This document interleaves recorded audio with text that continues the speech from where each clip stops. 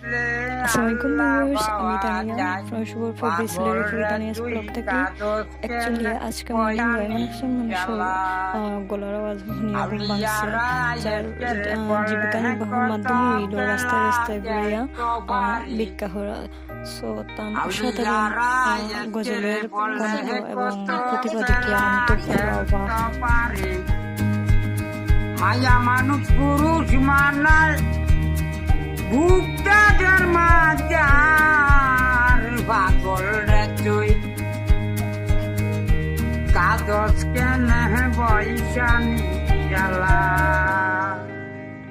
পাগল রে তুই কাগজ কেনে বৈশানি জ্বালায় সমস্ত বাড়ি মন ছান মায়ারে পুরুষ বানাই মুদা কলব জিন্দা